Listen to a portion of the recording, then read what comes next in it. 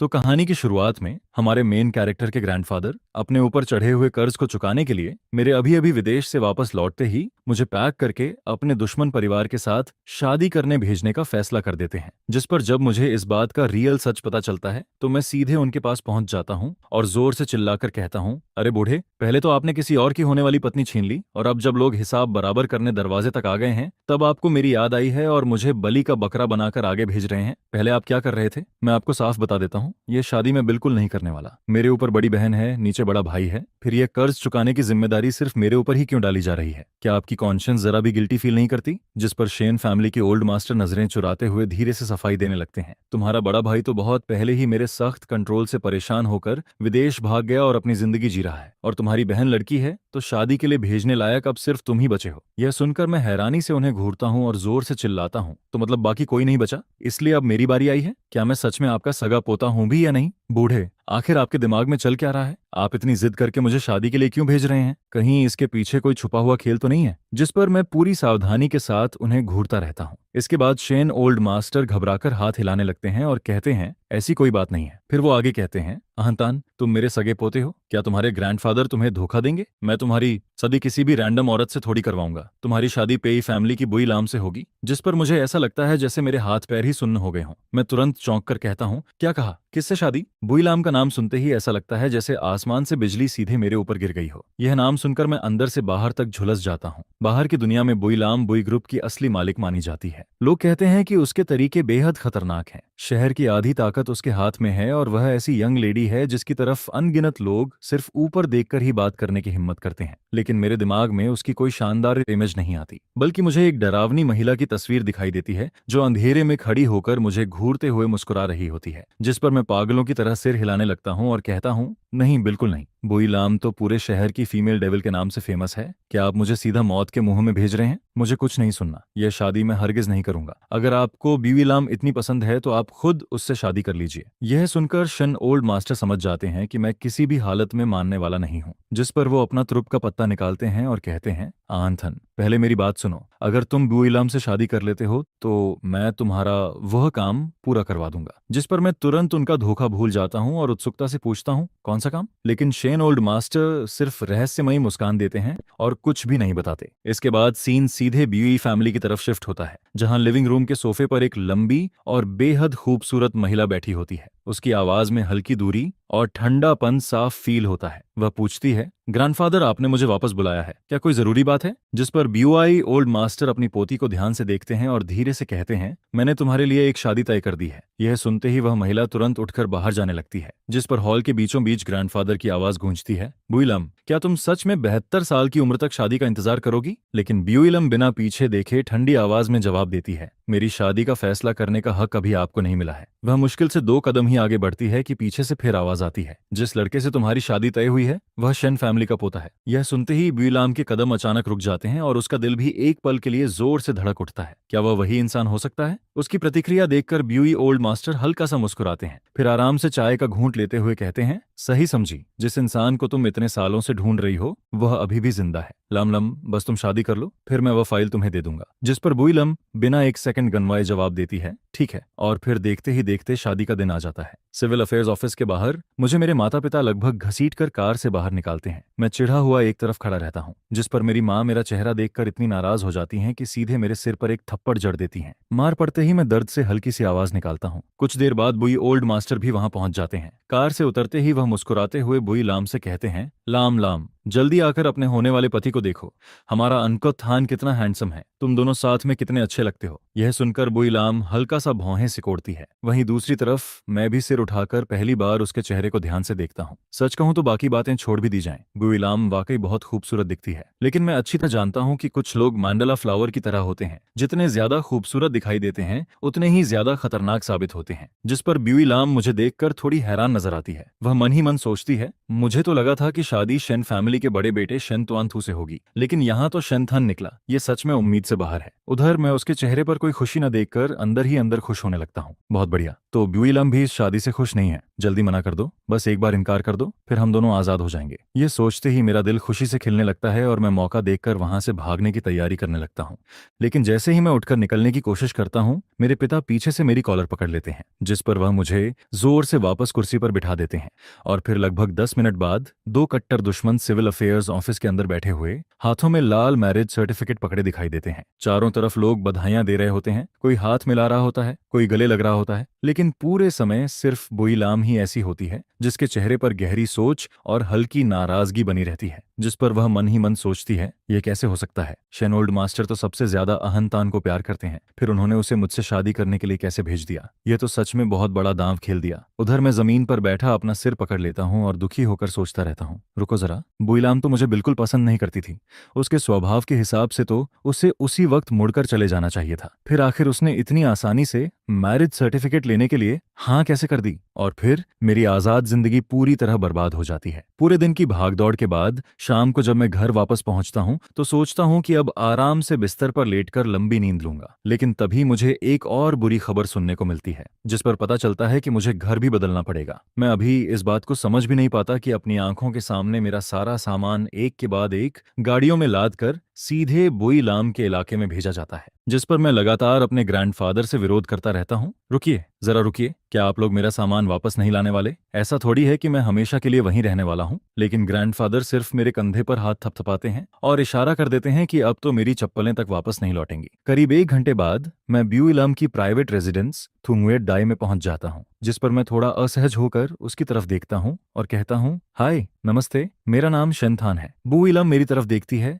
हल्की सी सांस छोड़ती है और सिर हिलाकर दिखाती है कि उसने मेरी बात सुन ली है। फिर वह अपनी हमेशा वाली ठंडी आवाज में कहती है, हेलो शेनथान, पहले मैं तुम्हें यहाँ के कुछ रूल्स बता देती हूँ। तीसरी मंजिल पर जाना बिल्कुल मना है। उसके अलावा बाकी सभी कमरे तुम अपनी मर्जी से चुन सकते हो। यह सुनते ही मैं तुरंत कमरा देखने निकल पड़ता हूँ, लेकिन कई कमरे घूमने के बाद भी मुझे कोई पसंद नहीं आता, जिस पर मैं दूसरी मंजिल पर खड़ा होकर नीचे मौजूद बुईलाम से जोर से शिकायत करने लगता हूँ, अरे बुईलाम, तुम्हारी यह जगह तो बहुत बेकार है। यहाँ एक ढंग का गेमिंग रूम तक नहीं है, ऐसे में मैं यहाँ रहूंगा कैसे? ये सुनकर बुईलाम गहरी सांस लेती है और दूरी बनाकर कहती है, रहना है तो रहो, नहीं रहना तो अभी चले जाओ। मुझे सबसे ज्यादा नफरत उन आदमियों से है जो हर चीज में कमी निकालते हैं। इतना कहकर वह मेरी प्रतिक्रिया देखने की भी जरूरत नहीं समझती और सीधे ऊपर चली जाती है, जिस पर मैं तुरंत गुस्से से भर जाता हूँ। फिर जल्दी से घर फोन लगाता हूँ ताकि ग्रैंडफादर से शिकायत कर सकूं। लेकिन जब कॉल लगती है तब पता चलता है कि कोई भी मेरा फोन उठाने को तैयार नहीं है। यह देखकर मैं दांत पीसते हुए मन ही मन कहता हूँ, बहुत बढ़िया, अब मुझे सब समझ आ गया है। ये पूरा का पूरा जाल था, सिर्फ गेमिंग रूम नहीं है, बस इतनी सी बात है ना? ठीक है, मैं यहीं रहूंगा। मुझे नहीं लगता बुईलाम मुझे घर से बाहर निकाल पाएगी। जिस पर मैं अपना सारा गुस्सा सूटकेस पर निकालता हूँ और उसे जोर से घसीटते हुए एक ऐसे कमरे में पहुंचता हूँ जहां रोशनी कम से कम ठीक ठाक होती है। फिर मैं वहीं अपना सामान जमा लेता हूँ। उधर ऊपर मौजूद बुईलाम सुनती है कि आखिरकार मैं शांत हो गया हूँ, जिस पर वह हल्का सा मुस्कुराती है और वापस अपने बेडरूम में चली जाती है। अगली सुबह पेट में उठती जोरदार भूख मुझे मेरे खूबसूरत सपने से जगा देती है। मैं आंखें मलते हुए चारों तरफ देखता हूँ। पूरा घर बेहद शांत होता है। इतनी खामोशी मुझे अजीब लगती है, जिस पर कुछ देर बाद मुझे याद आता है कि यह मेरा घर नहीं बल्कि बुई फैमिली की फीमेल डेविल का इलाका है। यह सोचते ही मैं फिर से बिस्तर पर गिर जाता हूँ। मैं इस सच्चाई को स्वीकार ही नहीं करना चाहता, लेकिन जब भूख से मेरी हालत खराब होने लगती है तब जाकर मैं नीचे उतरता हूँ। मैं मन ही मन सोचता हूँ कि बुईलाम ने मेरे लिए खाना जरूर छोड़ा होगा, आखिर उसे खुद भी तो खाना खाना होता है, वह इतनी भी बेरहम नहीं हो सकती। लेकिन जैसे ही मैं नीचे पहुंचता हूँ मेरे चेहरे की मुस्कान तुरंत गायब हो जाती है। मैं वहीं का वहीं जम जाता हूँ। पूरा किचन इतना साफ होता है जैसे वहां कभी किसी ने खाना बनाया ही ना हो। न कोई बर्तन इस्तेमाल हुआ दिखाई देता है, न कहीं खाने की खुशबू होती है, न ही वहां जिंदगी के कोई निशान दिखाई देते हैं, जिस पर मुझे अपनी आंखों पर विश्वास नहीं होता। मैं पूरे थू नगोयत दाई में करीब आधे घंटे तक घूमता रहता हूँ, लेकिन एक भी इंसान दिखाई नहीं देता। यह देखकर मैं पूरी तरह टूट जाता हूँ और सिर उठाकर चिल्लाता हूँ, क्या यहाँ कोई है? कोई तो मेरी मदद करो, मुझे सच में बहुत भूख लगी है। इसी दौरान बीओए ग्रुप हेडक्वार्टर्स के अंदर बुईलाम को एक कॉन्फिडेंशियल फाइल दी जाती है, जिस पर वह फाइल उठाकर अपने असिस्टेंट की तरफ फेंकती है और कहती है, जाकर इन जानकारियों की ऑथेंटिसिटी वेरीफाई करो। असिस्टेंट फाइल की सामग्री देखता है और तुरंत समझ जाता है कि मामला क्या है। वह काम करने जाने ही वाला होता है कि तभी बुई फादर वहां पहुंच जाते हैं। वह सीधे मुद्दे पर आते हुए पूछते हैं, लैम लैम, कल रात तुम्हारी वेडिंग नाइट थी, शेनथान के साथ रहना कैसा रहा? यह सुनते ही असिस्टेंट का संतुलन बिगड़ जाता है। सीढ़ी से उतरते समय उसका पैर फिसल जाता है और जोरदार आवाज पूरे ऑफिस में गूंज जाती है, जिस पर सेक्रेटेरिएट डिपार्टमेंट के सभी कर्मचारी सिर उठाकर उसकी तरफ देखने लगते हैं। वहीं असिस्टेंट पूरी कोशिश करता है कि वह सामान्य दिखाई दे। फिर वह अपने बॉस की तरफ देखता है। बुई लाम अपने हमेशा शांत रहने वाले असिस्टेंट की हालत देखकर आंखें घुमाती है, जिस पर असिस्टेंट जल्दी से खुद को संभालता है और ऐसे निकल जाता है जैसे कुछ हुआ ही ना हो। इसके बाद बुई लाम अपने पिता की तरफ देखकर पूछती है, आप आखिर जानना क्या चाहते हैं? और फिर देखते ही देखते रात के 8 बज जाते हैं। पूरे दिन का काम खत्म करके ब्यूई लाम घर लौटने के लिए खड़ी होती है, लेकिन तभी उसे याद आता है कि अब घर में एक और इंसान भी मौजूद है, जिस पर वह वापस कुर्सी पर बैठ जाती है। असल में वह फिलहाल शेनथान का सामना नहीं करना चाहती, इसलिए वह सोचती है कि आज ऑफिस में ही सो जाएगी। तभी उसका पर्सनल असिस्टेंट दरवाजा खटखटाकर अंदर आता है और कहता है, चेयरमैन ओल्ड मास्टर ने फोन किया था, उन्होंने कहा है कि आपको घर वापस जाना चाहिए। यह सुनकर बुई लाम समझ जाती है कि जिस चीज का सामना करना ही है उससे हमेशा भागा नहीं जा सकता। उधर थू न्यूएत दाई में मैं खिड़की के बाहर ढलती शाम को देखता हूँ, जिस पर उत्सुक होकर खिड़की के पास चला जाता हूँ। सच कहूँ तो बुई लाम की पसंद कमाल की है। थू न्यूएत दाई का पूर्व हिस्सा शानदार सूर्योदय दिखाता है और पश्चिमी तरफ से पूरा आसमान रंगीन बादलों से भर जाता है। नजारा वाकई शानदार होता है, लेकिन खूबसूरती देखकर पेट तो नहीं भर सकता। मेरा पेट लगातार गुर्राता रहता है और मैं भूख से बेहाल हो चुका होता हूँ। फिर भी बुई लाम का कोई अता पता नहीं होता, जिस पर मैं परेशान होकर सोचता हूँ, आखिर खाना कब मिलेगा? यह सोचते सोचते मैं सीधे फर्श पर गिर जाता हूँ और तभी दरवाजे पर खड़ी ब्यूई लम मुझे देखती है। मैं जमीन पर फैला हुआ होता हूँ, दोनों हाथ सीने पर रखे हुए, आंखें बंद किए, बिल्कुल ऐसे जैसे कोई गहरी नींद में सो रहा हो, जिस पर बुई लम के मन में काफी सवाल उठते हैं। लेकिन फिर भी वह शांत चेहरा बनाए मेरे पास चली आती है और पूछती है, तुम आखिर कर क्या रहे हो? यह सुनकर मैं अचानक अपनी आंखें खोल देता हूँ और पूरी गंभीरता के साथ कहता हूँ, मैं सोच रहा हूँ कि भूख से मरने के लिए कौन सा पोज सबसे कूल लगेगा। जिस पर जैसे ही हम लिविंग रूम में पहुंचते हैं, मैं उसके पीछे पीछे चलते हुए लगातार शिकायत करना शुरू कर देता हूँ, तुम्हारी इस वीरान जगह पर सर्वेंट नहीं है तो ठीक है। मैंने फूड डिलीवरी मंगाने की कोशिश की, लेकिन उन्होंने यह कहकर मना कर दिया कि यहाँ बहुत दूर का एरिया है। अगर मैं भूख से मर गया तो तुम्हें क्या फायदा होगा? आखिर मैं तुम्हारा हस्बैंड हूँ, क्या तुम विडो बनना चाहती हो? लेकिन अगर ऐसा भी है तो मुझे इस तरह भूखा मारना तो गलत है। यह सुनकर बुई लाम रुक जाती है और मुड़कर मेरे चेहरे की तरफ देखने लगती है। फिर वह कहती है, फ्रिज में इतना सारा खाना रखा है, भूख लगी है तो खुद बनाकर क्यों नहीं खा लेते? जिस पर मैं पूरी ईमानदारी से सिर हिलाता हूँ, मुझे बनाना नहीं आता। ब्योइलम फिर कहती है, फोन पर रेसिपी सर्च करना भी नहीं आता क्या? यह सुनते ही मुझे और ज्यादा गुस्सा आ जाता है, जिस पर मैं यह तक भूल जाता हूँ कि सामने वही फीमेल डेविल खड़ी है जिससे पूरा शहर डरता है। मैं उसका हाथ पकड़ता हूँ और सीधे किचन की तरफ खींच ले जाता हूँ। आओ जरा, पहले मुझे ये बताओ कि यह चूल्हा चालू कैसे होता है? यहाँ जितनी भी हाईटेक मशीन्स रखी हैं, उन्हें देखकर ही मेरा सिर घूम रहा है। जिस पर बुई लाम मेरी तरफ एक नजर डालती है, फिर बिना कुछ कहे सीधे फ्रिज खोल देती है। करीब 10 मिनट बाद मेरे सामने गर्मा गर्म नूडल्स का एक बाउल रखा होता है। यह देखकर मैं तुरंत दोनों हाथ जोड़ लेता हूँ और कहता हूँ, मेरी जान बचाने के लिए धन्यवाद। आज आपने मुझे नूडल्स का एक बाउल देकर नया जीवन दिया है। भविष्य में अगर कभी आपको मेरी जरूरत पड़े तो बस एक शब्द कह देना, मैं निश्चित रूप से मर जाऊंगा, लेकिन आपकी मदद करने नहीं आऊंगा। यह सुनकर बुई लाम मुझे घूरने लगती है। उसे समझ नहीं आता कि मैं इतना भूखा होने के बाद भी इतनी बकवास कैसे कर सकता हूँ। जिस पर वह ठंडी आवाज में कहती है, चुपचाप खाओ। और सच कहूं तो इस बार मैं वाकई बहुत भूखा होता हूँ। एक पूरा बोल नूडल्स 5 मिनट भी नहीं टिकता। मैं उसे पूरी तरह साफ कर देता हूँ, यहाँ तक कि दोनों हाथों से बाउल उठाकर आखिरी बूंद तक सूप भी पी जाता हूँ। फिर बाउल नीचे रखकर हाथ के पीछे वाले हिस्से से मुंह पहुंचता हूँ। यह देखकर बुई लाम के चेहरे पर साफ साफ नफरत वाला एक्सप्रेशन दिखाई देता है, जिस पर मैं उसकी तरफ देखकर कहता हूँ, मुझे एक नैनी चाहिए। नहीं तो फिर मैं भूखा मर जाऊंगा। मैं कुकिंग सीखने वाला नहीं हूँ, तो फिर भूखे रहो। यह सुनकर मैं गुस्से का नाटक करता हूँ और उसे डराने की कोशिश करता हूँ, लेकिन ब्यूई लाम सिर्फ मेरी तरफ देखती रहती है। मेरी आंखें बड़ी जरूर हो जाती हैं, लेकिन उनमें जरा भी थ्रेट नहीं होता। जिस पर वह पूछती है, पेट भर गया? नहीं। यह सुनकर ब्यूई लाम कुछ सेकंड के लिए रुक जाती है। असल में वह उठकर मेरे लिए एक और बाउल बनाने का सोच रही होती है, लेकिन जब वह मेरी आंखों में उसे चुनौती देने वाला भाव देखती है तो उसके मुंह से निकले शब्द बदल जाते हैं। नहीं भरा तो भूखे रहो। बस इसके बाद मैं अपना गुस्सा कंट्रोल नहीं कर पाता। अरे ब्यूई लाम, तुम कैसी सीईओ हो? इतनी छोटी सोच कैसे हो सकती है तुम्हारी? जिस पर ब्यूई लाम अचानक फैमिली के दबाव को याद करती है। फिर वह मेरी तरफ देखकर कहती है, चलो एक बात करते हैं, इस शादी के बारे में तुम्हारा क्या विचार है? यह सुनकर मेरा गुस्सा थोड़ा शांत पड़ जाता है। कौन सी शादी? हम तो पहले ही मैरिज सर्टिफिकेट ले चुके हैं ना सर, है ना? जिस पर बुई लाम लंबी सांस छोड़ती है और कहती है, शेन फैमिली और बुई फैमिली दोनों बड़े परिवार हैं, चाहे उनकी क्या भी प्लानिंग हो, लेकिन आखिर में एक ग्रैंड वेडिंग तो जरूर होगी। यह सुनते ही मैं बुरी तरह घबरा जाता हूँ। नहीं नहीं, बिल्कुल नहीं, वेडिंग की कोई जरूरत नहीं है, वह सब सिर्फ दिखावा होता है। लोग मजे लेते हैं और मेहनत हमें करनी पड़ती है। मैं मन ही मन सोचने लगता हूँ, मुझे तो सिर्फ रजिस्ट्रेशन के लिए भेजा गया था। किसी ने यह नहीं कहा था कि शादी का समारोह भी करना पड़ेगा। अगर पूरे शहर को पता चल गया कि मेरी शादी हो चुकी है, तो बाद में मैं आराम से डिवोर्स लेकर अपनी आजाद जिंदगी कैसे जी पाऊंगा, जिस पर मैं पूरी ताकत से सिर हिलाता हूँ। नहीं करूंगा, बिल्कुल नहीं करूंगा, मैं वेडिंग में हिस्सा नहीं लेने वाला। यह सुनकर बुई लाम सिर हिलाती है। बहुत अच्छा, कम से कम इस बात पर हमारी सोच एक जैसी है। लेकिन फिर वह मन ही मन सोचती है, यह आदमी कुकिंग नहीं कर सकता, इसे हमेशा भूखा भी नहीं छोड़ा जा सकता। इसके बाद एक दिन जब बुई लाम ऑफिस जा रही होती है, तो उसका असिस्टेंट आखिर अपनी जिज्ञासा रोक नहीं पाता, जिस पर वह पूछ बैठता है, चेयरमैन, क्या आपने सच में शादी कर ली है? असल में सुबह जब वह बुईलाम को लेने पहुंचा था, तब उसने देखा था कि वह दरवाजे पर काफी देर तक खड़ी रही थी, बार बार घर के अंदर झांक रही थी, जैसे किसी का इंतजार कर रही हो। और कार में बैठने के बाद उसने खास तौर पर कहा था कि दोपहर का खाना घर पहुंचा दिया जाए। यह सब देखकर असिस्टेंट के मन में कई सवाल उठ रहे थे। क्या चेयरमैन सच में शादी कर चुकी हैं? लेकिन मुझे तो इसकी जरा भी खबर नहीं लगी।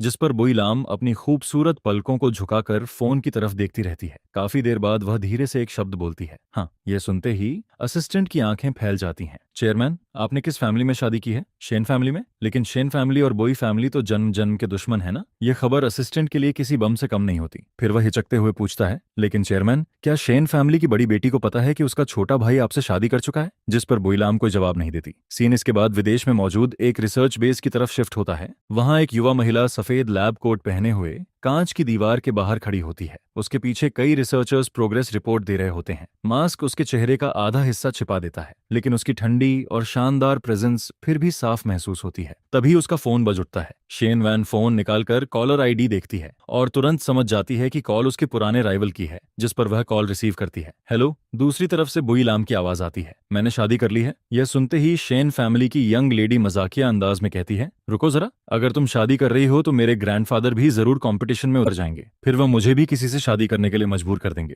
दोनों बूढ़ों की कोल्ड वॉर कोई नई बात नहीं है। हम जैसे ग्रैंड चिल्ड्रन तो बस उनकी लड़ाई में फंस जाते हैं। जिस पर बुईलाम अपनी चेयर पर बैठी रहती है। कुछ सेकंड तक चुप रहने के बाद वह शांत आवाज में कहती है, मैंने तुम्हारे छोटे भाई से शादी की है। यह सुनते ही दूसरी तरफ अचानक सन्नाटा छा जाता है। शेनवान पूरी तरह जड़ होकर वहीं रुक जाती है। क्या कहा उसने? यह सुनकर शेन फैमिली की बड़ी बेटी शांग हंसते हुए अपना मास्क उतारती है, बेस से बाहर निकलती है और चलते चलते फोन मिलाती है। जिस पर वह गुस्से में कहती है, बुईलाम, मैं तुम्हें अपनी बहन मानती हूँ और तुम जाकर मेरे छोटे भाई पर नजर रख रही हो। मेरा भाई तुमसे उम्र में छोटा है। मैं अब भी वापस देश आ रही हूँ, वहीं खड़ी रहना। इसके बाद सीन थू नगुएत दाई पर शिफ्ट होता है, जहां मैं बेड पर बैठा खाली नजरों से सामने देख रहा होता हूँ, जिसे देखकर मैं सोचता हूँ कि कोई भी हाथ पर हाथ रखकर मौत का इंतजार नहीं कर सकता। मुझे भी कोई ना कोई रास्ता निकालना ही पड़ेगा। जिस पर मैं पूरी सुबह थू नगुएत दाई में इधर उधर भटकता रहता हूँ और आखिरकार मुझे मेन गेट मिल ही जाता है। जैसे ही मैं बाहर कदम रखता हूँ, तभी एक कार मेरे पास से गुजरती है, जिस पर ड्राइवर शीशा नीचे करके पूछता है, हेलो सर, क्या ये बुई प्रेसिडेंट की हवेली है? जिसके जवाब में मैं सिर हिलाकर हाँ कह देता हूँ। इसके बाद मैं फिर 1 घंटे से ज्यादा पैदल चलता हूँ और आखिर एक रोड साइड रेस्टोरेंट तक पहुंच जाता हूँ, जिस पर मैं सीधे अंदर घुसकर खाने की तलाश करने लगता हूँ। उधर थू नगुएत दाई के लिविंग रूम में खाने की पूरी टेबल सज चुकी होती है, लेकिन कोई भी उसे छूने की हिम्मत नहीं करता, क्योंकि बीओआई प्रेसिडेंट ने सिर्फ खाना पहुंचाने का आदेश दिया था। किसी में भी इतना साहस नहीं था कि उन्हें नीचे बुलाकर खाना खाने को कह सके।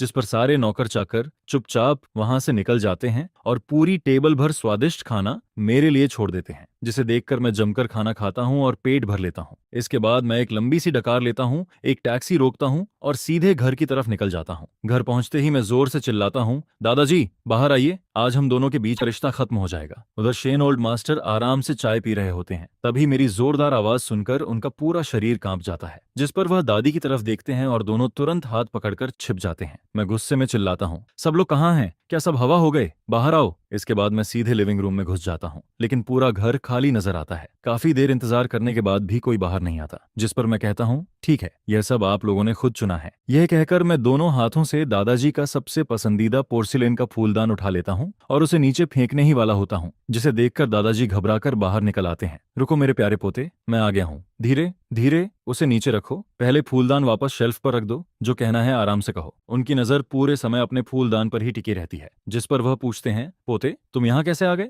मैं फूलदान को बगल में दबाकर कहता हूँ, अगर मैं वापस नहीं आता तो शायद वहां भूख से मर जाता। यह सुनकर दादाजी भी ही कुछ पल के लिए चुप हो जाते हैं। इसके बाद मेरे दिमाग में बुई परिवार का वह आदमी आता है। उसे तो कम से कम खाना मिल जाता होगा। उसका भोला भाला स्वभाव उसके बड़े भाई से बिल्कुल अलग है। उसका बड़ा भाई शेन जुनशु शांत और स्थिर स्वभाव वाला इंसान है। वह किसी ठंडी धार वाले चाकू की तरह लगता है, कम बोलता है और हमेशा ठंडा रहता है। मुझे लगा था कि दोनों सगे भाई हैं तो कुछ न कुछ समानता जरूर होगी, लेकिन हकीकत में दोनों एक दूसरे के बिल्कुल उलट निकले। मुझे लगा था कि शादी करके परिवार की समस्या खत्म हो जाएगी और जिंदगी आराम से कटेगी, लेकिन वह इतना बचकाना निकला कि कई बार मेरा मन करता है उसका मुंह टेप से बंद कर दूं। उधर ब्यूई लम के चेहरे पर परेशानी देखकर उसका असिस्टेंट पूछता है, चेयरमैन, क्या आप नए प्रोजेक्ट को लेकर चिंतित हैं? जिस पर ब्यूई लम धीरे से अपना हाथ नीचे करती है और कहती है, पैसा पहले ही लगाया जा चुका है। टेंडर का समय आए तो टेंडर करो, जांच करनी हो तो जांच करो। 6 महीने बाद मैं रिजल्ट देखना चाहती हूँ। जी मैडम। इसके बाद दोपहर का काम खत्म होने पर ब्यूई लम जल्दी घर लौट आती है। जैसे ही वह दरवाजा खोलती है, उसे टेबल पर रखा ठंडा खाना दिखाई देता है, जिस पर साफ नजर आता है कि किसी ने उसे छुआ तक नहीं है। यह देखकर वह भौहें सिकोड़ लेती है और पहली बार मेरा पूरा नाम लेकर पुकारती है, शिनचैन, तुम कहाँ हो? अभी भी सो रहे हो क्या? लेकिन काफी देर तक कोई जवाब नहीं आता, जिस पर उसके दिल में एक अजीब सी बेचैनी उठने लगती है। कहीं वह सच में भूख से तो नहीं मर गया? यह सोचकर ब्यूई लम जल्दी से ऊपर भागती है और मेरे बेडरूम का दरवाजा खोल देती है, लेकिन अंदर सिर्फ बिखरा हुआ कमरा दिखाई देता है। मेरी आवाज कहीं सुनाई नहीं देती। उधर मैं नहाकर बाहर निकलता हूँ, तभी मेरा फोन बज उठता है। स्क्रीन पर एक अनजान नंबर दिखाई देता है। मैं फोन उठाकर कहता हूँ, हेलो, कौन? जिस पर दूसरी तरफ से एक ठंडी आवाज सुनाई देती है, तुम अभी कहाँ हो? मैं शक भरी नजरों से स्क्रीन को देखता हूँ और पूछता हूँ, तुम बुईलाम हो? रात के 8 बजे बुईलाम मेरे माता पिता के घर पहुंच जाती है। उस समय मैं नाइट सूट पहने बैठा होता हूँ। मेरे बाल भी अभी तक पूरी तरह सूखे नहीं होते। जैसे ही मैं उसे देखता हूँ, नाराज होकर कहता हूँ, तुम यहाँ क्या करने आई हो? हालांकि थू नगुए दाई में मैं उसके सामने ज्यादा कुछ कहने की हिम्मत नहीं करता था, लेकिन अपने घर में आते ही मेरा आत्मविश्वास वापस आ जाता है। जिस पर मेरी माँ मेरा हाथ पकड़कर कहती हैं, ए चैन, तुम लमलम से ऐसे बात कैसे कर सकते हो? वह तुम्हें लेने ही तो आई है। मैं होंठ सिकोड़कर कहता हूँ, मुझे लेने, ताकि फिर से मुझे भूखा छोड़ दे। यह सुनकर बुईलम शर्म से सिर झुका लेती है। उसके गाल हल्के लाल हो जाते हैं, जिस पर वह धीरे से कहती है, माफ कीजिए, कल सच में मेरी गलती थी, मुझसे चूक हो गई थी। इसके बाद शेन ओल्ड मास्टर भी समझाने लगते हैं। पति पत्नी शुरुआत में अजनबी ही होते हैं, धीरे धीरे एक दूसरे को समझते हैं और फिर रिश्ता मजबूत होता है। जब मैंने तुम्हारी दादी से शादी की थी, तब भी हम एक दूसरे को नहीं जानते थे। शादी को समय देकर संभालना पड़ता है। जिस पर मैं तुरंत उनकी बात काट देता हूँ, दादाजी रहने दीजिए, जब आपने दादी से शादी की थी तब मामला अलग था। आपने तो उन्हें 3 साल तक डेट किया था। अब यहाँ खड़े होकर गलत उदाहरण मत दीजिए। यह सुनकर पूरा कमरा एकदम शांत हो जाता है। मैं आगे कहता हूँ, और आप दोनों ने तो अपने सबसे प्यारे पोते को सीधे किसी और के घर भेज दिया। जिस पर ब्यूईलाम चुपचाप मेरी तरफ देखने लगती है। उधर माँ मुझे एक जोरदार चिकोटी काटती हैं, तब जाकर मैं अपना मुंह बंद करता हूँ। इसके बाद बुईलाम नीचे बैठकर दादाजी और माँ से बातें करती रहती है, जबकि मुझे पिता ऊपर ले जाकर लंबा लेक्चर देना शुरू कर देते हैं। असल में मैं नीचे वापस जाना चाहता था, लेकिन शेन ओल्ड मास्टर फिर मेरे पास आ जाते हैं। वह मेरा हाथ पकड़कर धीरे धीरे कुछ फुसफुसाते रहते हैं और करीब आधा घंटा मुझे रोके रखते हैं। जिस पर वह कहते हैं, मैंने वादा किया था ना, 3 साल बाद तुम्हारा तलाक हो जाएगा। अगर उस समय मैंने तुम्हें तलाक लेने से रोका तो तुम्हारी दादी के सामने मेरा सीक्रेट फंड उजागर कर देना। मैं शक भरी नजरों से उन्हें देखता हूँ, लेकिन दादाजी, आपको आखिर गुस्सा किस बात का है? अगर किसी को गुस्सा होना चाहिए तो बीओआई ओल्ड मास्टर को होना चाहिए। जिस पर दादाजी रहस्यमयी मुस्कान के साथ मेरी तरफ देखते रहते हैं। शेन ओल्ड मास्टर मेरी आंखों में आंखें डालकर पूरी गंभीरता से कहते हैं, बस तू मेरे लिए यह गुस्सा निकाल दे। अगर ऐसा कर दिया तो मैं तुझे 2 साल में ही तलाक दिलवा दूंगा। जिस पर मैं तुरंत कहता हूँ, डील पक्की। इसके बाद आधी रात को पूरा परिवार मुझे ऐसे घूरता है जैसे मैं कोई कैदी हूँ। फिर सब मिलकर मुझे बुईलाम की कार में बैठा देते हैं। रास्ते में एक कन्वीनियंस स्टोर दिखाई देता है, जिसे देखकर मेरा मन स्नैक्स और इंस्टेंट नूडल्स खरीदने का करने लगता है। जिस पर मैं कहता हूँ, ब्यूईलाम, मैंने आज रात अभी तक कुछ नहीं खाया है। सोच रहा था घर जाकर आराम से लेट नाइट खाना खाऊंगा, लेकिन तुम तो मुझे सीधे उठा लाई। लेकिन ब्यूईलाम ऐसे बर्ताव करती है जैसे उसने कुछ सुना ही न हो और सीधे थ्रू न्यू एड डे पहुंच जाती है। जिस पर मैं भी उससे बहस करने का मन छोड़ देता हूँ। घर पहुंचकर मैं सीधे अंदर चला जाता हूँ। जैसे ही दरवाजा खोलता हूँ, लिविंग रूम में खाने से भरी पूरी टेबल दिखाई देती है। यह देखकर मुझे एहसास होता है कि शायद मैंने दिन में ब्यूईलाम को गलत समझ लिया था। वह मुझे भूखा मारना नहीं चाहती थी। जिस पर मैं चोरी चोरी उसकी तरफ देखता हूँ और जल्दी से कहता हूँ, सॉरी बुईलाम, मुझे नहीं लगा था कि मामला ऐसा होगा। मेरी अचानक माफी सुनकर उसके बोलने का अंदाज भी पहले से काफी नरम हो जाता है। जिस पर वह कहती है, इधर आओ, मैं तुम्हें गैस जलाना सिखाती हूँ। मैं तुरंत सिर हिलाकर मना कर देता हूँ। एक सज्जन आदमी हमेशा किचन से दूर रहता है। लड़कों का किचन में जाना अच्छी बात नहीं मानी जाती। तुम्हें पता नहीं है क्या? यह सुनकर ब्यूइलम मन ही मन परेशान हो जाती है। आखिर यह आदमी बिना पूछे उसकी दुनिया में घुस आया था, लेकिन फिलहाल वह उसे बाहर भी नहीं निकाल सकती थी, क्योंकि अभी घर के बुजुर्गों से खुलकर टकराने का समय नहीं आया था। जिस पर वह गहरी सांस लेकर कहती है, जब तक मैं यहाँ हूँ तुम्हें जिंदगी भर किचन में जाने की जरूरत नहीं पड़ेगी। मैं तुम्हें सिखा सकती हूँ, लेकिन खुद बनाऊंगी नहीं तो नहीं बनाऊंगी। मैं फिर भी जिद में सिर हिलाता रहता हूँ। मन ही मन में सोच रहा होता हूँ, ब्यूइलाम, अगर हिम्मत है तो मुझे मार कर दिखाओ। इसके बाद मैं आराम से डाइनिंग रूम में जाकर बैठ जाता हूँ। टेबल पर रखा दोपहर का खाना देखकर मैं तुरंत खाने में लग जाता हूँ और बड़े मजे से चबाने लगता हूँ। खाते खाते मैं फिर बोलना शुरू कर देता हूँ, ब्यूइलम, ये मत समझना कि मुझे नहीं पता तुम मेरे बड़े भाई को पसंद करती हो। जिस पर मैं गर्व से सीना फुलाकर कहता हूँ, मैं उसके सबसे प्यारे छोटे भाई हूँ। अगर तुम चाहती हो कि मैं तुम्हारी मदद करूं तो पहले मेरे साथ अच्छा व्यवहार करना होगा। अगर तुमने मुझे भूखा रखा तो मैं जाकर उससे कह दूंगा कि तुम मुझे परेशान करती हो। अचानक टन की आवाज आती है। ऐसा लगता है जैसे कोई चीज जमीन पर गिर गई हो, जिस पर मैं तुरंत चुप हो जाता हूँ। उधर ब्यूइलाम मन ही मन सोचती है कि उसने दुंग वेट दाई सिर्फ इसलिए खरीदा था ताकि उसे थोड़ा सुकून मिल सके, लेकिन अब यहाँ इतना शोर हो रहा था कि उसका सिर दर्द करने लगा था। वह बस यही चाहती थी कि शिनजुनशु जल्दी आए और अपने छोटे भाई को यहाँ से ले जाए। ये देखकर कि मैं आखिरकार शांत हो गया हूँ, ब्यूइलाम फिर से खाना बनाने में लग जाती है। मैं उसकी खूबसूरत और सलीकेदार पीठ को देखता हूँ। एक बड़ी कंपनी की प्रेसिडेंट होकर भी वह खुद मेरे लिए खाना बना रही थी, जिस पर मेरे मन में आता है कि कम से कम उसकी तारीफ तो करनी चाहिए। और फिर मेरे अंदर का लाउड स्पीकर दोबारा चालू हो जाता है। कहावत बिल्कुल सही कहती है, जो लड़की खाना बनाना जानती है उसके सामने सारी राइवल्स भाग जाती हैं। लमलम, तुम बिल्कुल चिंता मत करो। अगर भविष्य में तुम मेरी भाभी बनी तो आज रात के इस खाने का एहसान मैं जरूर चुकाऊंगा। मैं पूरी मदद करूंगा। यह सुनते ही ब्यूइलाम के हाथ रुक जाते हैं, लेकिन मैं फिर भी बोलता चला जाता हूँ। जिस पर ब्यूइलाम मुड़कर मुझे ऐसे घूरती है जैसे अभी जिंदा निकल जाएगी। किसने कहा कि मैं तुम्हारे भाई से शादी करना चाहती हूँ? यह सुनते ही मैं जल्दी से अपना मुंह बंद कर लेता हूँ। तुम चिंता मत करो, मैं किसी को एक शब्द भी नहीं बताऊंगा, मैं कसम खाता हूँ। जिस पर ब्यूइलाम बेबस होकर फिर से खाना बनाने लगती है। कुछ देर बाद जब खाना तैयार होकर टेबल पर आ जाता है तो वह मुझे बड़े बड़े निवाले खाते हुए देखती है। मैं इतना भूखा था कि गर्म खाने की परवाह भी नहीं कर रहा था।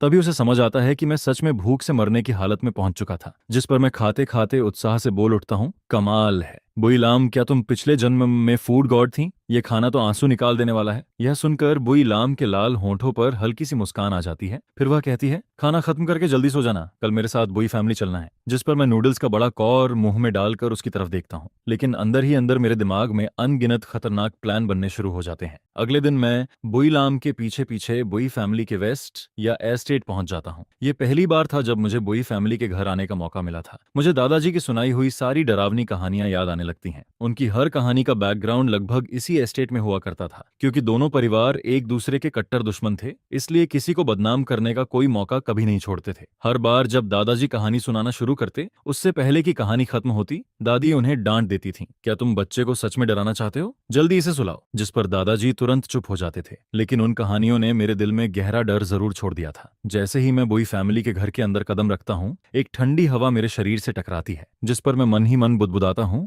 लगता है दादाजी ने झूठ नहीं बोला था, यहाँ तो सच में हड्डियां जम जाएं। उधर ब्यूइलाम मुझे फिर से अपनी सोच में खोया हुआ देखकर हल्की मुस्कान देती है, लेकिन अगले ही पल जानबूझकर सख्त आवाज में कहती है, क्या कर रहे हो, जल्दी अंदर आओ। जिस पर मैं तुरंत ओह कहता हूँ और भागते हुए उसके पीछे चल पड़ता हूँ। जैसे ही हम लिविंग रूम में पहुंचते हैं, ब्यूआई ओल्ड मास्टर सबसे ज्यादा खुश नजर आते हैं। वह उत्साह से हाथ हिलाते हुए कहते हैं, आचन आ गया, जल्दी इधर आओ, मेरे पास बैठो। यह देखकर मुझे महसूस होता है कि मैं आखिरकार दुश्मन के मुख्यालय में घुस चुका हूँ। ब्यूआई ओल्ड मास्टर से मेरी पहले भी कई बार मुलाकात हो चुकी थी। जब भी वह मेरे दादाजी से झगड़ते थे, दोनों बूढ़े बिल्कुल बच्चों की तरह लड़ते दिखाई देते थे। उनके पास एक खूबसूरत और शालीन महिला बैठी होती है, जिसे देखकर मैं अंदाजा लगा लेता हूँ कि वह ब्यूइलम की माँ होंगी। इसके बाद ब्यूई ओल्ड मास्टर मुस्कुराकर पूछते हैं, आचिन, इन 2 दिनों में ब्यूइलम के साथ रहकर कैसा लग रहा है? जिस पर मैं अचानक होश में आता हूँ और जवाब देता हूँ, बस मैं ठीक ठाक ही है। 3 दिन में 9 बार खाना मिले या न मिले, कुछ ऐसा ही हाल है। यह सुनते ही ब्यूइलम मुझे ऐसी नजरों से घूरती है कि जैसे अभी जला देगी, लेकिन मैं भी पीछे नहीं हटता और भौहें उठाकर उसे चिढ़ाने लगता हूँ। यह देखकर पूरे परिवार की नजरें हमारी तरफ घूम जाती हैं। जिस पर ब्यूइलम तुरंत सफाई देती है, काम बहुत ज्यादा था इसलिए मैं इनका ठीक से ध्यान नहीं रख पाई। तभी बीबी मैडम भी बात आगे बढ़ाती हैं, जिस पर ब्यूई मैडम मुस्कुराते हुए कहती हैं, तो फिर ब्यूइलम और अहचन यहीं आकर रहने लगो। यह सुनते ही मैं विजयी मुस्कान के साथ ब्यूइलम की तरफ देखता हूँ।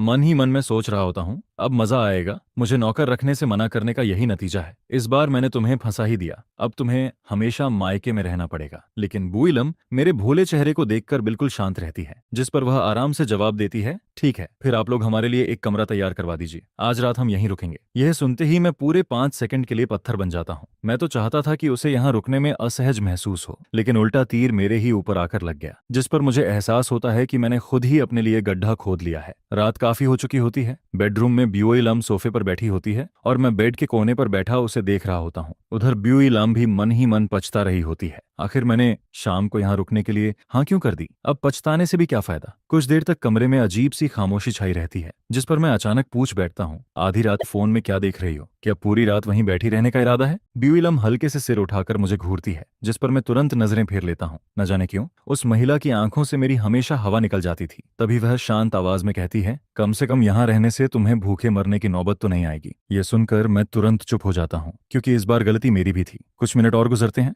फिर अचानक मेरे दिमाग में एक शानदार आइडिया आता है, जिस पर मैं उत्साहित होकर कहता हूँ, ए बुईलम, चलो भाग चलते हैं। मुझे दीवार फांदना आता है, अगर तुम्हें नहीं आता तो मैं सिखा दूंगा। आज रात हम दोनों चुपके से यहाँ से निकल जाते हैं और सुबह होने से पहले वापस आ जाएंगे। कैसा रहेगा?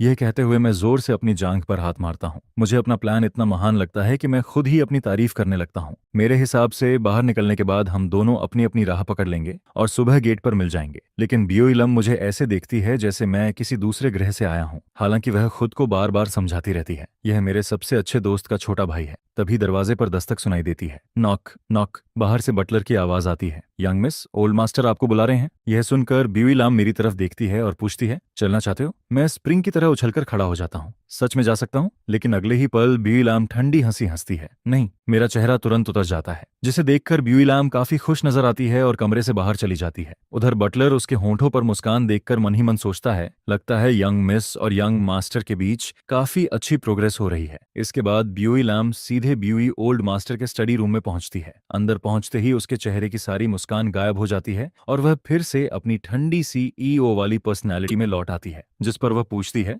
आपने मुझे बुलाया था? ब्यूई ओल्ड मास्टर गंभीर आवाज में कहते हैं, तुमने जानबूझकर अचेन को भूखा रखा था, है ना? उन्हें लगता है कि उनकी पोती इस शादी से खुश नहीं है और इसी वजह से मुझे परेशान कर रही है। जिस पर ब्यूई लम बिना किसी झिझक के जवाब देती है, बिल्कुल, अगर आपने मुझे मजबूर करके उससे शादी करवाई है तो आपको यह भी स्वीकार करना होगा कि मैं उसे तंग करूंगी। थू न्यूएट दाई में मैं उसके लिए कोई नौकर नहीं रखूंगी। अगर वह भूखा रहेगा तो आखिरकार आप लोग ही हार मानकर उसे वापस ले जाएंगे। यह सुनकर ब्यूई ओल्ड मास्टर का चेहरा और गंभीर हो जाता है।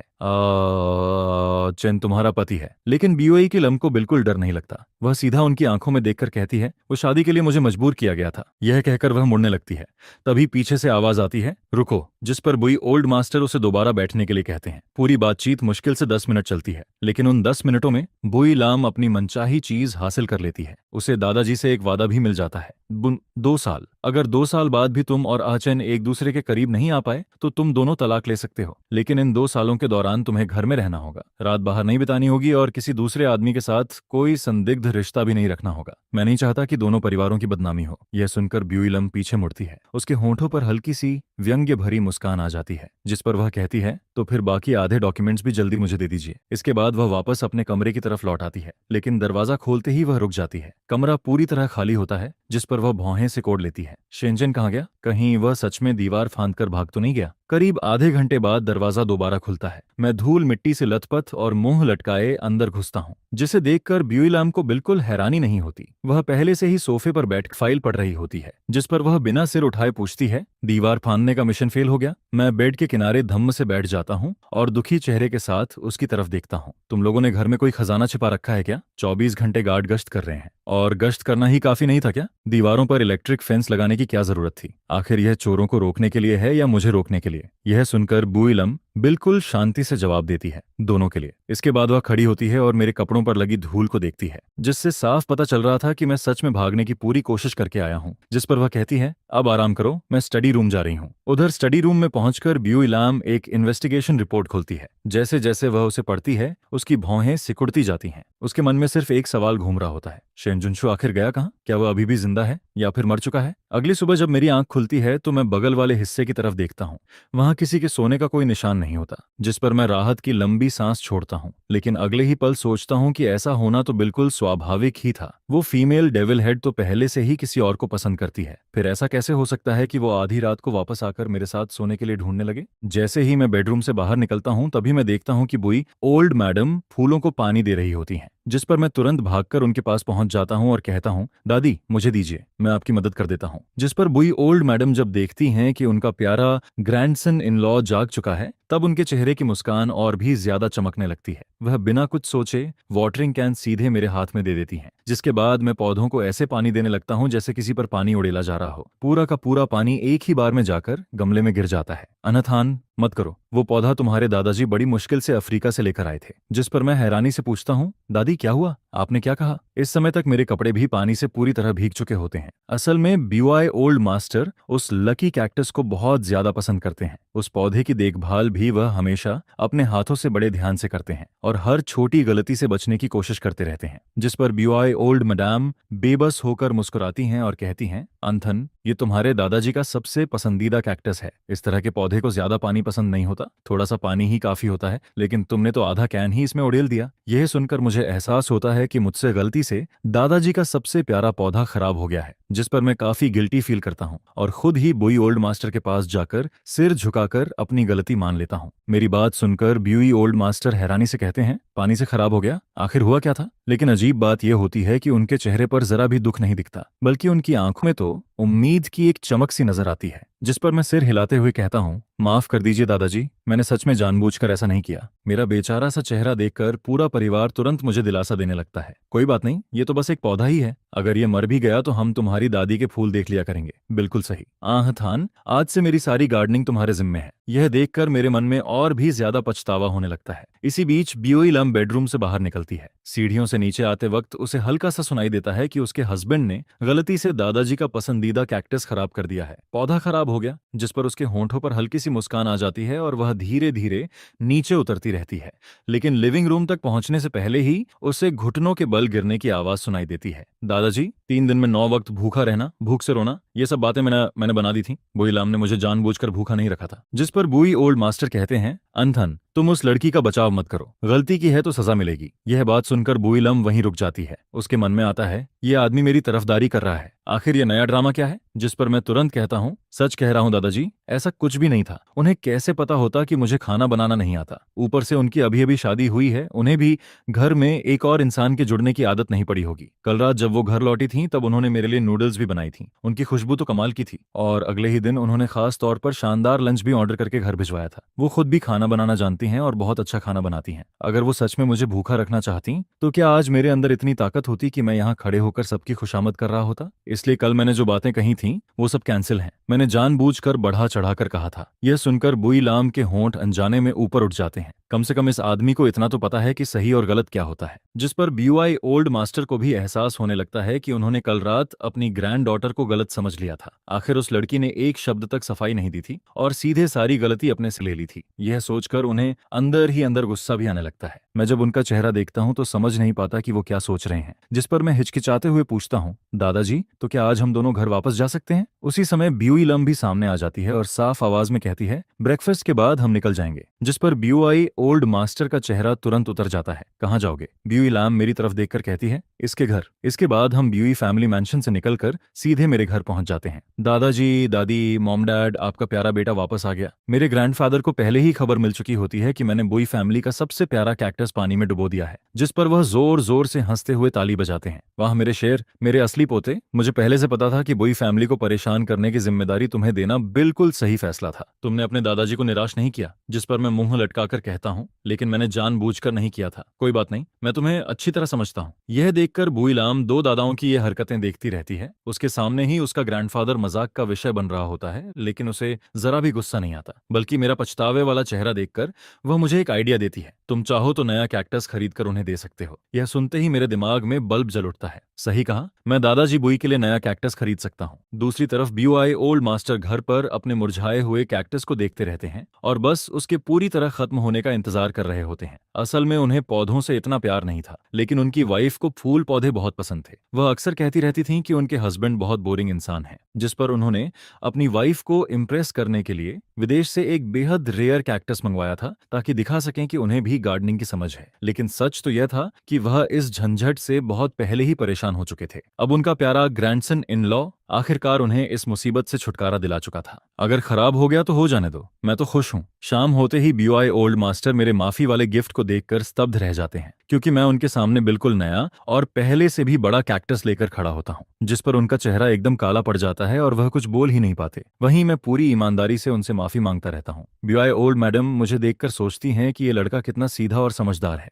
BUI सर भी मेरी तारीफ करते नहीं थकते, और केवल ब्यूई लाम ही बगल में खड़ी शरारती मुस्कान के साथ यह सब देखती रहती है, जिस पर BUI ओल्ड मैडम धीरे से अपने हस्बैंड को कोहनी मारती हैं और उन्हें याद दिलाती हैं कि अब बच्चों की भी थोड़ी तारीफ कर दी जाए। ओल्ड मास्टर BUI, अब तो इसे ले लीजिए, देखिए आंथन और लाम लाम ने खास आपके लिए ये नया पौधा खरीदा है। जिस पर बुआई ओल्ड मास्टर का चेहरा ऐसा हो जाता है जैसे किसी मातम में बैठे हों। उनकी नजरें सीधे अपनी सगी पोती ब्यूआई लाम की तरफ गोली की तरह जा लगती हैं। उनके मन में तुरंत ख्याल आता है, पक्का इस लड़की ने जानबूझकर किया है। पूरे घर में सिर्फ यही एक इंसान है जिसे पता है कि मुझे पौधे पालना कितना नापसंद है। उस वक्त जब मैंने वो कैक्टस खरीदा था तब भी इसी ने मुझे उकसाया था, और अब फिर से यही अनथान को नया कैक्टस खरीदकर देने की सलाह दे रही है। 100% इसी लड़की की चाल है। जिस पर बुई लाम के होंठों पर बनी मुस्कान और भी गहरी हो जाती है। दादाजी की घूरती हुई नजरों से वह बिल्कुल नहीं घबराती, बल्कि चुपचाप सब मान भी लेती है। आखिरकार बुई ओल्ड मास्टर मजबूरी में अपने ग्रैंडसन इन लॉ का दिया हुआ कैक्टस स्वीकार कर लेते हैं और फिर से शुरुआत से पौधों की सेवा करने वाली जिंदगी में लौट जाते हैं। लेकिन कुछ दिनों बाद एक अजीब घटना होती है। जिस कैक्टस को मैंने जरूरत से ज्यादा पानी दे दिया था, वह अचानक पहले से भी ज्यादा हरा भरा होकर खड़ा नजर आता है। उसमें मुरझाने का नाम तक नहीं होता, बल्कि वह पहले से ज्यादा तेजी से बढ़ने लगता है। यह देखकर बुई ओल्ड मास्टर का चेहरा देखने लायक हो जाता है। पहले उन्हें सिर्फ एक कैक्टस संभालना पड़ता था, लेकिन अब दो पौधों की देखभाल करनी पड़ रही थी। इसी बीच एक दिन ब्यूई लाम का फोन अचानक बज उठता है। वह स्क्रीन पर दिख रहा नाम देखती है और अगले ही पल कॉल रिसीव कर लेती है। फोन के दूसरी तरफ से एक घबराई हुई पुरुष आवाज सुनाई देती है, लाम लाम, आंटी मैक बेहोश हो गई हैं, अभी मेडिकल रूम में है। यह सुनते ही ब्यूई लाम चौंक कर खड़ी हो जाती है। मेरी माँ को क्या हुआ? जिस पर वह तुरंत कार कीज उठाती है और तेजी से बाहर निकल जाती है। हैतान यूनिवर्सिटी के बाहर झांग नहत फैम पहले से ही गेट पर खड़ा इंतजार कर रहा होता है। बहुत जल्द बी लाम की सुपरकार आकर गेट के सामने रुकती है, जिस पर झांग नहत फैम आगे बढ़कर पैसेंजर डोर खोल देता है और अंदर बैठ जाता है। बैठते ही वह जानबूझकर कार विंडो नीचे कर देता है। इस समय यूनिवर्सिटी गेट के बाहर मौजूद कई स्टूडेंट्स उत्सुकता से उनकी तरफ देख रहे होते हैं, जिस पर झांग नहत फैम अपने चेहरे के भाव थोड़ा संभालता है ताकि वह और भी ज्यादा जेंटल और चार्मिंग मेल लीड जैसा दिखाई दे। उसके चेहरे पर शालीनता के साथ साथ गहरी ग्लानि भी साफ नजर आती है। असल में डीन मार्क पिछले काफी समय से बहुत बिजी थीं, जिसकी वजह से उनकी रिसर्च प्रोजेक्ट की प्रोग्रेस काफी समय से रुकी हुई थी। आज ही नई केमिकल्स की शिपमेंट पहुंची थी, जिस पर डीन मार्क और झांग नहत फैम अगली रिसर्च स्टेज की तैयारी के लिए लैब में पहुंचे थे। असल में वो काम झांग नहत फैम को करना था, लेकिन डीन मैक ने उसे कुछ डॉक्यूमेंट्स लाने के लिए भेज दिया था, जिसकी वजह से उसे बिल्कुल अंदाजा नहीं था कि उनके पीछे डीन मैक लैब में बेहोश हो जाएंगी। बीलाम की माँ इस समय है तन्हा यूनिवर्सिटी के एक ब्रांच इंस्टीट्यूट की डीन थी। वहीं जांग नहत फैम उनका सबसे पसंदीदा स्टूडेंट था। ग्रेजुएशन के बाद भी उसे यूनिवर्सिटी में रोक लिया गया था ताकि वह रिसर्च प्रोजेक्ट्स में उनकी मदद करता रहे। मेडिकल रूम पहुंचने पर वे देखते हैं कि डीन मैक के आसपास कोई नहीं है, लेकिन उन्हें पहले ही ड्रिप लगा दी गई होती है। लाम लाम, तुम यहाँ कैसे आ गई? जिस पर डीन मैक अपनी बेटी को देखकर हैरान हो जाती हैं। फिर उनकी नजर पीछे खड़े जांग नहट फार्म पर पड़ती है। नट फार्म, क्या तुमने लाम लाम को फोन किया था? जिसके जवाब में जांग नहट फार्म तुरंत कहता है, आंटी मैक, मुझे माफ कर दीजिए, जब आप बेहोश हुई थीं तब मैं बहुत घबरा गया था, इसलिए मैंने लाम लाम को फोन कर दिया। जिस पर बुई लाम जल्दी से एक चेयर खींचकर बेड के पास बैठ जाती है। माँ, आपको अचानक क्या हो गया था? डीन मैक हल्की मुस्कान के साथ कहती हैं, कुछ नहीं हुआ, हाल ही में प्रोटेक्टिव इक्विपमेंट की कमी चल रही है। ऑपरेशन के दौरान मुझसे थोड़ी लापरवाही हो गई और मैंने कुछ केमिकल वेपर्स सांस के साथ अंदर ले लिए, बस हल्का सा पॉइजनिंग इफेक्ट हुआ है। यह सुनकर बी लाम तुरंत डॉक्टर्स के पास जाकर पूरी रिपोर्ट और कंडीशन के बारे में जानकारी लेती है, जिस पर जांग नहत फैम भी चिंता जताते हुए कहता है, लैम लैम, क्यों ना आंटी को किसी बड़े हॉस्पिटल में फुल चेकअप के लिए ले जाया जाए? बेहोश होना कोई छोटी बात नहीं होती। दोपहर तक डीन मार्क की हालत काफी बेहतर हो जाती जाती है, जिस पर ब्यूई लाम उन्हें सीधे बड़े हॉस्पिटल ले जाती है। दोनों माँ बेटी देर रात तक जांच करवाती रहती हैं और रात काफी होने के बाद घर लौटती हैं। वापसी के रास्ते में ब्यूई लाम खुद जांगनहट फार्म को उसके घर छोड़ने जाती है, जिस पर जांगनहट फार्म के पिता बड़े उत्साह से कहते हैं, बेटा अंदर आकर एक कप पानी तो पी लो। वहीं जांगनहट फार्म भी उम्मीद भरी नजरों से ब्यूई लाम की तरफ देखने लगता है, लेकिन ब्यूई लाम विनम्रता से मना कर देती है, नहीं अंकल, आज मुझे नहट फार्म का बहुत धन्यवाद करना है। कभी समय मिला तो मैं जरूर आपके साथ बैठकर चाय पीऊंगी, लेकिन आज मुझे वापस जाना होगा। यह सुनकर जांग नहत फैम अभी भी उसे रोकना चाहता है। तभी पीछे वाली सीट का विंडो धीरे धीरे नीचे आता है, जिस पर डीन मार्क मुस्कुराकर कहती हैं, आज काफी देर हो चुकी है, अगर अभी हम अंदर गए तो फैमिली को भी परेशानी होगी, किसी और दिन आराम से मिलेंगे। यह सुनते ही जांग नहत फैम जल्दी से अपने पिता का हाथ पकड़ लेता है। डैड, आज आंटी की तबीयत भी ठीक नहीं है, हम लोग अभी हॉस्पिटल से लौटे हैं, आज रहने दीजिए, अगली बार जरूर आएंगी। इसके बाद बुई लाम कार स्टार्ट करती है और सीधे बुई फैमिली एस्टेट की तरफ निकल जाती है। पीछे की सीट पर बैठी डीन मार्क अभी भी थोड़ा चक्कर महसूस कर रही होती हैं, जिस पर वह अचानक पूछती हैं, तुम इतनी देर बाहर रही तो अन्य थान ने घर पर खाना कैसे खाया होगा? जिसके जवाब में बुई लाम ठंडे स्वर में कहती है, उसके हाथ पैर सलामत हैं, भूखा होगा तो खुद ही कुछ ढूंढकर खा लिया होगा। यह सुनकर डीन मार्क अपनी बेटी को बेबसी से देखती हैं, तुम भी ना, अब तुम्हारी शादी हो चुकी है, इसलिए नाथ फैम के साथ थोड़ा डिस्टेंस मेंटेन किया करो। जिस पर बी लाम हल्का सा भौहें सिकोड़ती है। उसे ये बात पसंद नहीं आती, लेकिन फिर भी वह शांत आवाज में जवाब देती है, जी माँ, मुझे याद रहेगा। रात के ठीक 10 बजे बुई लाम आखिरकार थू न्यूएट पैविलियन लौटती है। उधर मैं रेफ्रिजरेटर के सामने खड़ा गुस्से में उबल रहा होता हूँ। जैसे ही वह अंदर आती है मैं तुरंत बोल पड़ता हूँ, आज इतनी देर से क्यों लौटी हो? लेकिन ब्यूई लाम मुझे पूरी तरह इग्नोर कर देती है। वह जूते बदलती है और सीधे ऊपर जाने लगती है, जिस पर मैं तुरंत उसके पीछे पीछे भागता हूँ। फिर उसके करीब पहुंचकर धीरे से पूछता हूँ, आज चुपके चुपके किस आदमी से मिलने गई थी? यह सुनकर ब्यूई लाम अचानक रुक जाती है और मुड़कर मेरी तरफ देखती है, जिस पर मैं अपना चेहरा उसके बेहद करीब ले जाकर सूंघने लगता हूँ। ब्यूई लाम बस चुपचाप मेरी हरकतें देखती रहती है। एक ऐसी लड़की जो क्लीनलीनेस को लेकर पागल है, वह भी मुझे धक्का नहीं देती। जिस पर मैं दोबारा उसकी तरफ झुककर गहरी सांस लेता हूँ। पक्का तुम किसी आदमी से मिलकर आई हो, तुम्हारे ऊपर पाइनवुड परफ्यूम की स्मेल आ रही है। यही परफ्यूम मेरा बड़ा भाई भी इस्तेमाल करता है, लेकिन वो तो शहर में ही नहीं है। तो बताओ फीमेल डेविल हेड किस रखेल हीरो से मिलने गई थी? यह सुनकर बुई लाम तिरस्कार भरी नजरों से मुझे देखती है। अगर मैं किसी आदमी से मिलने गई भी थी तो उससे तुम्हें क्या? इतना कहकर वह मुड़ती है और सीधे ऊपर जाने लगती है, जिस पर मैं भी नाक सिकोड़कर उसके पीछे पीछे चल पड़ता हूँ। और देखते ही देखते हम दोनों दूसरी मंजिल के कॉरिडोर तक पहुंच जाते हैं। बुई लाम आगे तीसरी मंजिल की तरफ जाने वाली होती है, लेकिन जब वह देखती है कि मैं भी उसके पीछे पीछे ऊपर चढ़ने की कोशिश कर रहा हूं, तब वह अचानक रुक जाती है और घूरकर मेरी तरफ देखने लगती है, जिस पर मैं भी हैरानी से उसकी तरफ देखने लगता हूं। फिर बुई लाम अपनी ठुड्डी से इशारा करके मेरे खुले हुए बेडरूम डोर की तरफ दिखाती है, जिस पर मैं भी बेवकूफों की तरह पीछे मुड़कर देखने लगता हूं। तभी मुझे याद आता है कि मेरा कमरा तो यहीं है। यह देखकर ब्यूई लाम पूरी तरह स्पीचलेस हो जाती है और फिर आराम से ऊपर अपने बेडरूम की तरफ चली जाती है। वहीं मैं अपने कमरे में लौटकर सीधे बेड पर फैल जाता हूँ और ग्रैंडफादर को कॉल लगा देता हूँ। दादाजी, मैंने जो काम आपको दिया था उसका क्या हुआ? पहले ही बता देता हूँ, अगर आपने मुझे फॉरेन स्टडी के लिए बाहर भेजने का इंतजाम नहीं किया तो मैं अभी जाकर बुई लाम के साथ मैरिज सर्टिफिकेट फाड़ दूंगा और आपके सारे शर्मनाक राज भी ओल्ड मास्टर बुई को बता दूंगा, ताकि वो पूरे शहर में आपका मजाक उड़ाएं। यह सुनकर उधर से घबराई हुई आवाज आती है, अरे मेरे प्यारे पोते, जरा शांत हो जाओ, बाहर भेजने की सारी प्रोसेस चल रही है बेटा। जिस पर मैं आधा मजाक और आधी धमकी देते हुए कहता हूँ, कुल मिलाकर आपके पास सिर्फ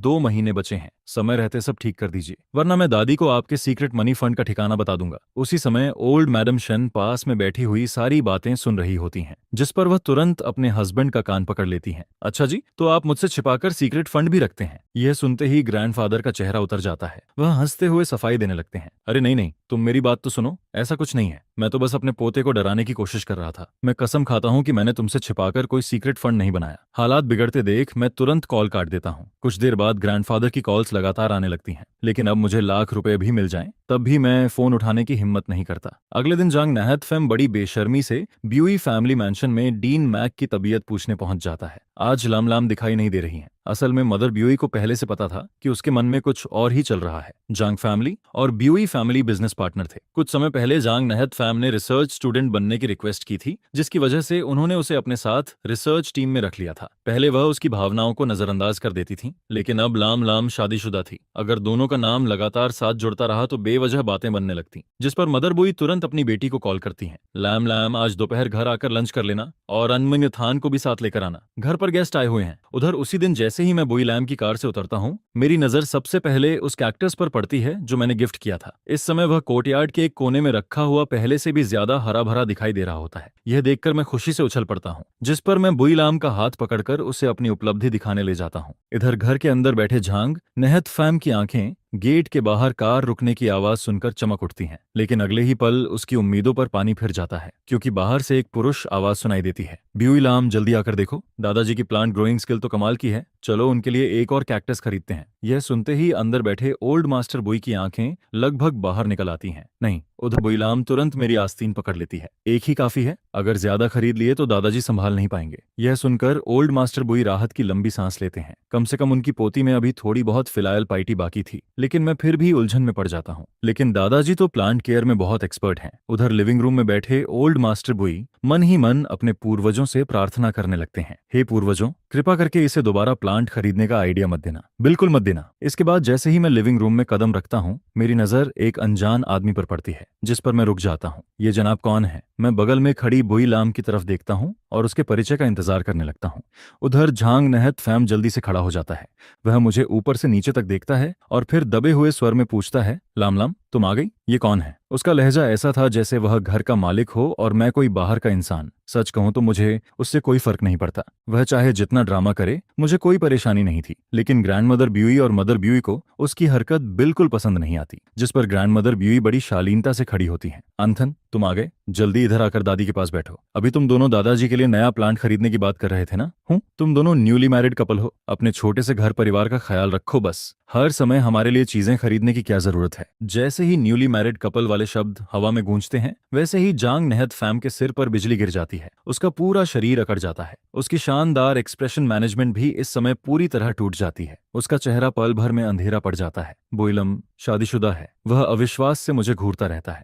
उसके मन में सिर्फ एक ही सवाल घूम रहा होता है, आखिर क्यों? कब? ये आदमी आखिर है कौन? वहीं दूसरी तरफ बिल्कुल बेखबर बैठा रहता हूँ। मुझे तो ये तक नहीं पता होता कि मैं किसी का लव राइवल बन चुका हूँ, जिस पर मैं आराम से जाकर ग्रैंडमदर बुई के पास बैठ जाता हूँ और खुशी खुशी सिर हिलाता हूँ। जी बिल्कुल, दादाजी की गार्डनिंग स्किल तो अमेजिंग है। दुख की बात बस इतनी है कि ब्यूई लाम मुझे दूसरा प्लांट खरीदने ही नहीं देती। उन्हें दादाजी की बिल्कुल चिंता नहीं है। यह सुनते ही ग्रैंडमदर ब्यूई जोर जोर से हंस पड़ती हैं। वह महिला जो हमेशा शालीन मुस्कान के लिए मशहूर थी, इस समय खुलकर हंस रही होती है। ओल्ड मास्टर बुई, सुना आपने? आपके प्यारे ग्रैंडसन इन लॉ ने लम लम को अनफाइल कह दिया है, जिस पर मदर बुई भी हंसते हुए अपनी बेटी को छेड़ती हैं। देखा, अब तो तुम्हारे हस्बैंड भी शिकायत कर रहे हैं। आगे से थोड़ा सुधार करना पड़ेगा। वहीं ब्यूलम सिर्फ हल्की सी मुस्कान देती है और आराम से जाकर सिंगल सोफा पर बैठ जाती है। इसके बाद मदर ब्यूई मेरी तरफ मुड़ती हैं और मेरे कंधे पर हाथ रखती हैं। ओह हाँ अंथन, मैं तुम्हारा परिचय करा दूं? ये जांग ग्रुप के यंग मास्टर हैं और मेरे सबसे बेहतरीन स्टूडेंट्स में से एक। इनका नाम जांग नहत फैम है। इस सीन में मार्क फुनन बड़े गर्व से ट्रुओंग नहत फार्म की तरफ देखकर कहती हैं कि इस सीनियर की एकेडमिक अचीवमेंट्स तो सच में कमाल की हैं, जिस पर वह बड़े कैजुअली नहत फार्म को अपने कीमती दामाद से इंट्रोड्यूस करवाती हैं। फिर वह कहती हैं, नहत फार्म और ये थाम थान है, ये लाम लाम के हस्बैंड हैं, जिस पर मैं खुद आगे बढ़कर उससे हैंडशेक करने के लिए हेलो कहता हूँ। लेकिन ट्रुओंग नहत फार्म का पूरा शरीर जैसे अचानक स्टिफ हो जाता है। मैं दोस्ती के तौर पर अपना हाथ आगे बढ़ाता हूँ, लेकिन वह उसका कोई जवाब नहीं देता। फिर कुछ पल बाद खुद को संभालते हुए कहता है, को मार्क, मुझे अचानक याद आया कि मेरा एक जरूरी काम है, मैं पहले निकलता हूँ। जिस पर मार्क फुनन उसे रोकते हुए कहती हैं, नत फार्म, क्या तुम खाना खाए बिना ही जा रहे हो? यह सुनकर ट्रुंग नत फार्म उम्मीद भरी नजरों से बीलम को देखता है। उसकी आंखों में साफ दिखाई देता है कि वह उसके लिए कितनी फीलिंग्स रखता है, लेकिन बीलम एक बार भी उसकी तरफ नहीं देखती। जिसके बाद वह सीधे उसके पास से गुजरता है और बिना पीछे मुड़े बाहर निकल जाता है। यह देखकर मैं मन ही मन होंठ सिकोड़ता हूँ। अगर उस आदमी की सहन शक्ति थोड़ी और मजबूत होती तो शायद वह आसानी से लोगों की सिंपैथी भी हासिल कर लेता, लेकिन इस तरह गुस्से में निकल जाने से तो कोई भी समझ जाएगा कि उसे मैंने ही इरिटेट किया है। ऊपर से वह मुझे ही बेवकूफ बनाने की कोशिश कर रहा था, जबकि मैं तो पूरी तरह इनोसेंट हूँ। जो भी बाहर से देखता उसे यही लगता कि मैं अपनी वाइफ से बुरी तरह प्यार करने वाला हस्बैंड हूँ,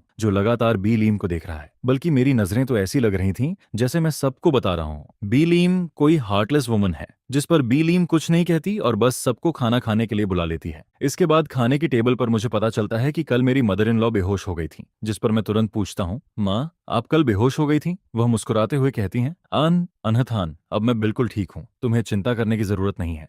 लेकिन मैं तुरंत मना कर देता हूँ, नहीं फिर भी ब्लड टेस्ट करवाना होगा, सीटी स्कैन भी करवाना होगा। माँ आप 1 मिनट रुकिए, मैं अभी अपनी माँ को फोन करके सब अरेंज करवाता हूँ। जिस पर वह फिर समझाने की कोशिश करती हैं, अनथान सच में मुझे कुछ नहीं हुआ, कल सारे टेस्ट्स हो चुके हैं। लेकिन यह सुनकर भी मुझे चैन नहीं पड़ता और मैं तुरंत अपनी माँ को फोन कर देता हूँ। इसके बाद दोपहर में मैं अपनी मदर इन लॉ को लेकर सीधा अपनी माँ के ऑफिस पहुंच जाता हूँ। दूसरी तरफ ट्रुओंग नहत फार्म पूरी तरह खोया हुआ अपने घर लौटता है। वह अब तक समझ नहीं पा रहा होता कि बी लीम ने अचानक शादी कैसे कर ली। जिस पर कोई हैरानी से कहता है, बी लीम शादी कर चुकी है? फिर दूसरा व्यक्ति बोलता है, लेकिन बी फैमिली और थाम फैमिली तो दुश्मन नहीं थे क्या? जिसके जवाब में कोई और कहता है, पहले भी लोगों ने कहा था कि दोनों फैमिलीज शादी के रिश्ते में जुड़ने वाली हैं, लेकिन किसी ने विश्वास नहीं किया था। इसके बाद वहां हंसी गूंजने लगती है, क्योंकि दोनों फैमिलीज कई दशकों से एक दूसरे के खिलाफ थीं। ऐसे में कोई कैसे मान ले कि वे एक मुस्कान के साथ सारी दुश्मनी खत्म कर देंगे और ऊपर से रिश्तेदार भी बन जाएंगे। फिर सीन बदलता है और मैं बी लीम के साथ थू न्यूएत ताई वापस लौट रहा होता हूँ। रास्ते में अचानक मैं बोल पड़ता हूँ, कल तुम्हारे शरीर पर जो पाइनवुड की खुशबू थी वह ट्रुओंग नहात फार्म की थी। मैंने पहचान लिया था। अब समझ आया कि आज उसकी आंखों में सिर्फ तुम ही क्यों दिखाई दे रही थी।